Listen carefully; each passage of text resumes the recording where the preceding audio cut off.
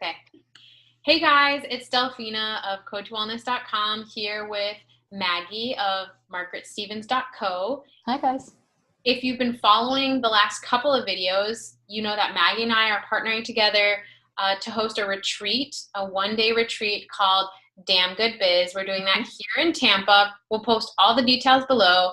But something we've been doing is that we wanted to offer you is some little bite-sized snippets where we can dig deep into some of the things that we'll actually cover in our retreat. And so today, Maggie is going to talk about actually leveraging people for their help instead of, as opposed to being afraid of asking for help. And so, Maggie, why don't you talk to us, just give us a general overview first of what you mean by leveraging people for their help. Okay, so thank you so much for the lovely intro as always. And leveraging people, there's this misconception around there that when you're leveraging people that you have to have a crap ton of money to do it. And that is so not true. It's not even funny. So when I'm talking about leveraging people, the whole point of it is to kind of get out of your own way so you can make more money so that you can have a bigger impact. Because obviously it's not just about the money. The money's nice, but there's a purpose for that money. But as you start to take your business serious and as you start to grow it and as it starts to grow and scale and you're getting all these awesome referrals and customers and things like that, you're going to eventually hit that wall. And I talked about it in the other video in batching about a self-made wall. This is another example of a self-made wall that we all go through. It's just a matter of how you manage it. So that self-made wall is you're only going to have so many hours in the day. You're only going to have so much brain juice. You're only going to have so many skills. So when you start to hit that wall, or even if you can beforehand, this is what I want you to do. I want you to focus on bringing in people and using them as a resource. You know, think of them as a physical resource that you have to scale and grow your business so that you can always get back to the 20%, which is keeping your customers happy and giving them an amazing experience so they buy from you again, again, and again. So, oh yeah, go ahead. Maggie, that's fantastic. I love that idea. And I wanted to ask you about one misconception I know about when it comes to actually asking people for their help. I think a lot of people are, I think a lot of people are scared to ask for help. But I think people also feel a responsibility to do as much as they can by themselves. Like, this is my business. I need to do X, Y, and Z thing. Yep. And also scared to give their information to a stranger. I mean, sometimes you're working with someone you know, like a friend, a referral, something like that. But sometimes you're going to Facebook groups and grabbing a referral from somebody you hardly know, or maybe Upwork.com or Fiverr or something like that. And people are just, afraid to give their sensitive information, their logins, their passwords. Yeah. To, these supposed experts in X, Y, or Z thing. Yeah. Talk to us about that a little. So I'm actually going to split that into two things, because the first thing that you brought up, which was a really good point, is there's this misconception / fear that we have to do it all ourselves. And I cannot tell you any brand at all out there that does it all themselves. Like, no matter how small your business is, no matter how micro or negative your budget is, no one is doing it all themselves. And here's how I can guarantee that fact. You're always going to be bouncing ideas off people or talking to someone or asking for advice or asking for this or asking for that. So even though that's not a monetary transaction that you're doing, you're still not doing it all yourself. And the whole point is you shouldn't be doing it all yourself. If you are, or if that's your goal, you need to take like a hard pause and reevaluate why you have this fear of doing it all yourself. That is the number one way to lead to burnout, entrepreneurial depression. Your business just kaputs. You run into so many more issues that you're not even going to be needing. I mean, the list goes on and on and on. And, entrepreneurial depression is real, especially for females.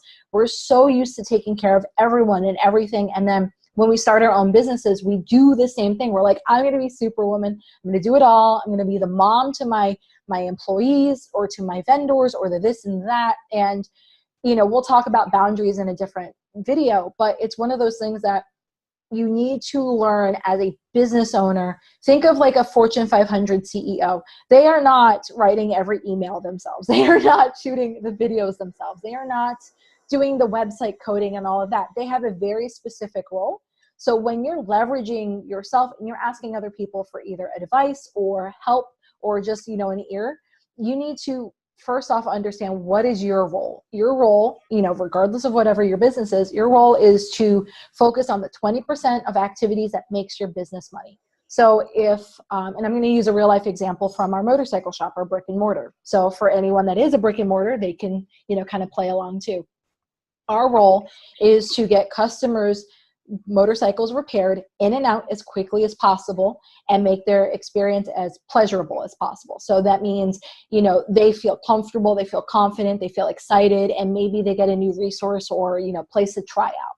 That is our role as a company.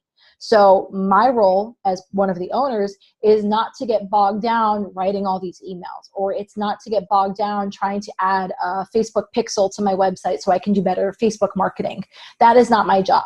So when you start to hit that ceiling and you realize, oh, I need to start bringing people in, I don't want budget to be an issue. And that's where we'll kind of transition into the second thing you brought up, which is, we're asking all these people for help. How do we get over that fear of trusting them? So regardless of your budget, and it really doesn't matter. I mean, I'm talking about when I started and we were paying $5 for this and $5 for that for like website help or resources.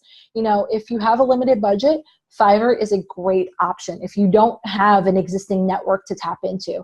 And on Fiverr, feel free to interview them. Like you are a CEO. Any CEO would interview a vendor that is coming into their business and possibly touching what you consider your proprietary stuff. So feel free to interview them, and a couple of questions that I always like to ask is, do you have examples of previous work?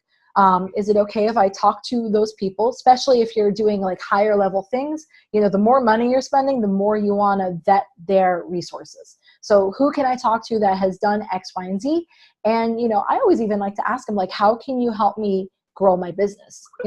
Because the whole point of bringing in that vendor is to make your business grow or make it more streamlined or faster. Like there is an end goal to what you're asking them to do. So if you can be clear about that ahead of time, and then you can interview these vendors right off the bat, you'll definitely see like who's a professional and who's not, who responds quickly, who doesn't, who really understands what you're doing and who doesn't. So that's a very tangible way to kind of get out all of these fears of, oh, I'm, hiring my cousin's son's brother and he does website stuff, but you don't know, like, does he do great websites? Does he do crappy? Does he understand what you're trying to do? So the more information you can get ahead of time before you actually have that transaction of, handing over money, the more comfortable you will feel. And another little side note is if you are going to be sharing passwords, and this comes from my IT background, if you're going to be sharing passwords or sensitive login information, if the website that you're using doesn't give you an option to set up an admin password and then have like specific user passwords, go in right before you do the work, change your password to something like totally random that you would never use ever in your business. Give them that set of passwords and login. And then when the work is done, then switch it back to something else that you would normally use. So it's another kind of buffer way that, they're not getting like the keys to the kingdom, for example. Yeah, exactly. And, if you're letting them into your actual back end of your website or something like that, you can also assign specific things they have access to. Yes. To be an administrator for absolutely everything. Exactly. Great point. And I love what you said about just that you're not supposed to wear all the hats. No. Bigger companies, whether they're just big or small businesses than you are, or they're gigantic corporations like Nike, for instance. I mean, if you have multiple employees, you're going to need to have your marketing department. You're going to need to have your accounting department. You're going to need to have your HR and everything like that. You can't fulfill all of those roles by any means, because you'll get you alluded to this also, you'll get stuck in your business and then you won't be able to operate in that 20% that you talked about in that creative space where you're actually working on your business and moving it forward. Yes. Putting all of your energy and passion into your projects, Mm-hmm. you know, so that you can send them out into the world to people who actually need your help. Yeah. Well, I think what you said, it's just, sorry. And you're good. I love it. I think you said this in a different way, but by asking people to help you, you're able to give your own, you know, expertise and help away to the people who need it, that are looking for you. Even. Yeah. And by not, then you kind of, you know, you can spiral into, as you said, that entrepreneurial depression or other really ugly, dark places. Yeah. Well, and the other thing too with all of this is, you know, I definitely am a proponent of making sure, and this kind of comes back to the vendor piece a little bit, you know, I use the term vendor for anyone that I'm hiring to support me in my business. So it can be a supplier, it could be my Facebook person, it could be my marketing person, it could be a designer. So I use that word, you know, very liberally. But when you're hiring a vendor and you kind of don't know what you're doing, you know, say it's something where it's like advanced Facebook marketing, and you know, like basic stuff, but you really don't know the advanced stuff of like how to get into pixels and retargeting and this is and that's and all these fancy words that people throw around. Another thing that I noticed way too many females will do is they will hire someone that just kind of chucks a bunch of fancy words at them versus forcing your vendor to explain things so that you understand them. And that is a big, big, big thing. If, you know, if you're going to hire a vendor and you're chit-chatting and you're interviewing them, if they make you, you know, what you need to look for is they need to make you feel comfortable. They need to make you feel confident. You need to feel confident in like that they can do their job, but also that they can explain what they did. Because just because you don't need to know every single piece of it, you still need to have control of your business, and you need to understand what they're doing, even if you don't know the mechanics behind it. And that kind of brings up, like, if you're going to be hiring, and here's a perfect example, if you're going to be hiring a bookkeeper for your business, not only do you want a bookkeeper that specializes in your industry and in your market, so a brick and mortar for our business and the brick and mortar, we have one that not isn't just a, you know, she's just not a general bookkeeper. She's not just a brick and mortar bookkeeper. She is an automotive specific bookkeeper. So like we really niche down because they're going to save you, especially when it comes to bookkeeping, taxes, and all of that. They're going to save you the most money. They're going to see where you're losing your money the most. Like, you know, we always are having conversations with our vendor of like, okay, where am I losing money? Where can I streamline? Where can I this? Where can I that? And this is what comes back to when you're interviewing your vendors. They need to be able to explain what the hell they're doing, because if they can't explain it to you, they're not a good fit for you. You know, and it's okay to burn through a couple of vendors and, you know, try them out and not like them and, you know, not hire them again and move on to someone else. I mean, I can't tell you how many bookkeepers we went through before I found one that not only was niched, but she was really great at explaining what she does. So that's like what you're like shooting for. They explain what they do really well. They understand your business, and it just feels like a good fit. That's awesome. That's the way that you explain that, I think, is definitely not explained so articulately. Oh, thanks. Yeah, that's really, really good. The niching piece, and also the piece about you know, the female population tending to go with people who sound like they have high qualifications, but may not actually know how what the hell they're doing. A person who is an expert in the other things, but not in that particular thing you hired them for. You know, because you are the CEO, and you have to know, okay, this person is basically telling me I'm making bad decisions here and good decisions here. How do I fix the bad ones? Yeah. What are those things so that we can move forward differently and better? Yeah. No, I have a, thank you. That all so clearly. I have a background, like a, you know, back in the distant past was I had a background in IT. So I've always been in industries that were male dominated. So I have a lot of different insight as to how, you know, whether they mean it or not, sometimes men talk to women in a professional aspect a little bit differently. So, you know, that's why I love kind of bringing it to the surface as a female business owner, as a female CEO. think of you as the person that's running Dove or, Garnier Fructis or whatever, like big brand out there that's kind of female oriented. You deserve to have someone explain to you so that you can understand it, and you should never feel uncomfortable asking that. I can't tell you how many times I'll tell my vendors, like, I have no clue what the hell you're talking about, or just telling them, hey, let me use you as a resource. I don't get it. Can you kind of break it down a little bit for me? And most of the time they really kind of geek out and they'll appreciate it if they're the right fit. Yeah. I had to do that recently with two people who helped me on different projects. They were speaking on very technical stuff. Speaking tech.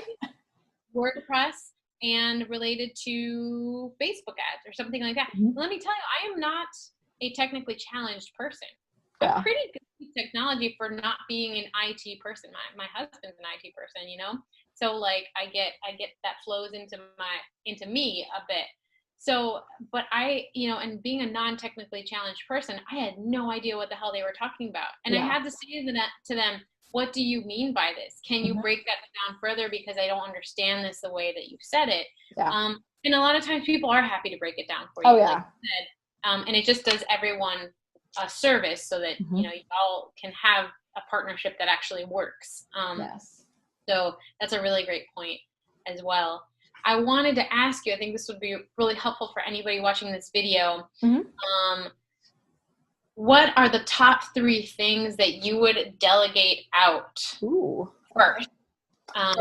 If you had to choose just 3 that a person would get off of their plate and find an expert to help them with, what would they be? First thing that pops into my head, because I didn't. So anyone watching the video, we don't prep the questions ahead of time because we want it to be super authentic. So when we're asking each other these questions, like, you're getting the answers on the spot. So first thing off the top of my head is definitely a bookkeeper / accountant. Whether you need someone because you're having enough revenue, like a small business, you need a bookkeeper. Like, if you run a small brick and mortar and you do not have a bookkeeper, for the love of God, stop the video and go find someone, or reach out to me. And if I know someone, I'll gladly help you with that, because that is such a critical piece in your business. When you're a brick and mortar, because you have all of your local and state taxes that you're responsible for on either monthly, quarterly, or yearly basis.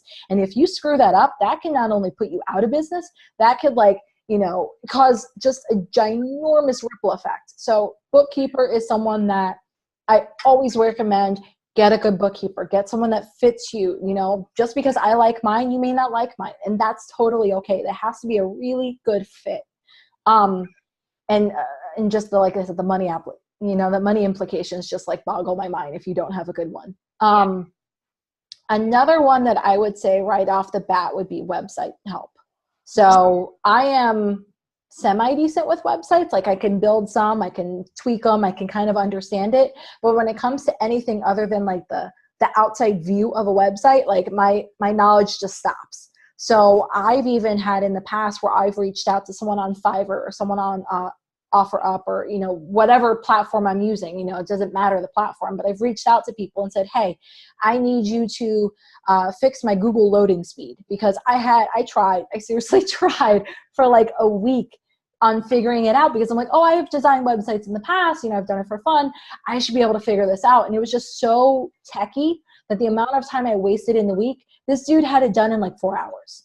I was like, are you kidding me? It was $60. It made my website load like a gazillion times faster so that I don't lose people going to my website. It was $60 for 4 hours, and I spent a week wasting my time when I could have spent a week making more money. So, I definitely say website help is another one. Bookkeeping, website help. And then I'd say a coach. So coaches, and that's kind of a loaded topic, but coaches are what you make of them. So I have a business coach that also is my bookkeeper. Like, she does business coaching based on your books. So I get to double dip a little bit, which is really awesome. Not everyone gets that. But I would always say, look for someone in your industry that knows what you do, that is niched down and understands your lingo and your business, and really have them look at where are you log jamming your business, because that's, we're going on 2+ years in our brick and mortar. And where I'm at right now and what I'm obsessed with is clearing out the log jams so that the work flows in the business and out of it very, very seamlessly, regardless of the time frame. And you're wanting to do the same thing. And sometimes you need a coach to kind of, that's been there, done that, to see where you're going. And maybe you're not having that problem right now, but maybe you're starting to create that problem, and that can kind of like divert you away from it. But definitely a coach that has done what you're wanting to do. And I'm very specific with that, just because when you're doing business, you want someone that has like hands-on experience. Even if it's only a couple years ahead of you, they have to have done what you're doing. I normally am not a fan of general coaches, just because at this stage of the game, you need someone that's specific to see where are you messing up. Like you said, what's good, what's bad, how do we fix it? And, most of the time you're going to get the biggest bang for your buck if you niche down versus just have a general. Yes, absolutely. Being someone who has worked with different business coaches, it is really important to find someone who is niche, who gets you. A general business coach for someone like a health entrepreneur is not going to cut it. You need to find a business coach who helps exactly that kind of niche. If you're a wellnesspreneur, if you do something else, if you're a business coach, and you're coaching other people on their businesses, but you also need to be coached up. Yeah. You want someone who coaches business coaches. Yes. To better their businesses. Mm-hmm. If you're some sort of artist, maybe you're a musician, or maybe you are making pottery on Etsy or something like that, and you want to expand your business. You need to find a coach that works with not just artists, but online artists. Online artists that are doing this manual labor of art, and not music per se, stuff like that.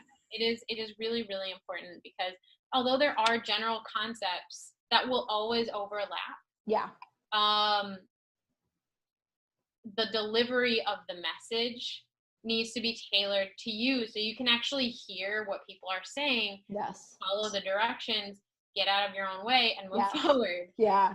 Well, and I think a general coach, because we both have worked with coaches in the past. A general coach is, there is a place for them. I think a general coach is great when you have no clue what the hell you're going to do and you're just starting out. Like maybe the first, no more than the first 4 to 6 months in your business. But once you've passed that 6-month mark, you need to have someone that's niched. So maybe that first couple of months, general coach can kind of help you narrow down from wanting to do 19 billion things to narrowing down to what you really would be amazing at and you would get paid for. And then from there, you switch. And there are actually some great online business courses that you could take to help you narrow down. Your niche. I remember doing Marie Forleo's B School course myself, and she talks a lot about if you are multi-passionate. Yes. And how to narrow that down. So and we've done B School. We both have done B School independently, so we're both huge proponents of it. And we'll make sure to have the link in the show notes. But she has the program that we got access to as a separate little baby program, and it's called Start the Right Business, I want to say. And that program is fantastic. So, maybe your version of a coach is an online program that you paid for. A coach doesn't always have to be, especially when you're starting out, a coach doesn't always have to be a physical person you're paying for a 1-hour therapy session, but you do need to get help and support, and you do need to start realizing, okay, what's the good, what's the bad, how do I fix the bad?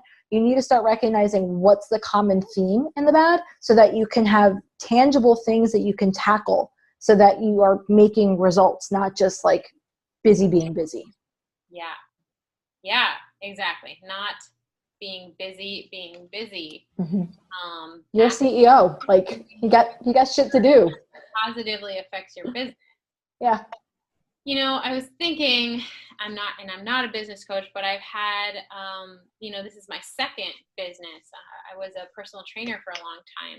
And 2 things that I delegated that helped me a lot were, I got to a place after I had my son where I had so much junk in my email. It was actually stopping me from doing from productively working on other projects that I wanted to work on, because it was that space, the clutter there translated to brain clutter. Yes. It was making me nuts. So although there is still some clutter there that I have to clean up, I'm gonna be honest. It was so much worse, and I actually hired someone to help me declutter this specific pile of things that had, you know, amalgamated in there, and I just needed it out. Yeah.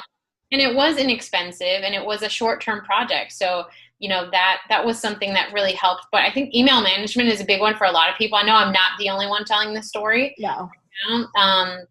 And the other thing that has helped me a ton delegating is to ask for help with social media marketing. So when you get a little further in your business, not even a little further, but when you are very certain of what you're selling, yeah, who you are trying to give your message to find someone to help you, market that message effectively, whether that's on Facebook or whether that's on Instagram. Mm-hmm. There's the stuff that you do independently that where you may batch your social media posts and stuff like that. And we talked about that a couple episodes ago.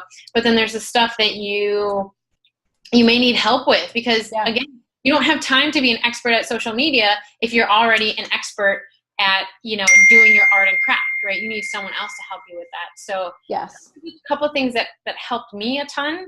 And I wanted to share that in case, anybody else has lived in that story, that space as well. So, but are there any last things that you would want to add in to this idea of delegating? And I was just thinking about it as you were bringing up your experiences with like hiring people, even for the short term. Mm-hmm. The biggest thing that you will run into as a business owner as you move forward, and I'm talking from like the 6-month mark on, is your job, like your second job. Your first job is always, always, always take care of your customers. Like nothing can get in the way of that. But the job after that, like the basically the iceberg that you're not seeing, is attacking clutter like a ninja. So that means, and I do this all the time, I'm constantly writing down where we're having a breakdown in our business, where we're having a breakdown in our communication, where are we having a breakdown in getting stuff to the client effectively, or getting, stuff from the client effectively.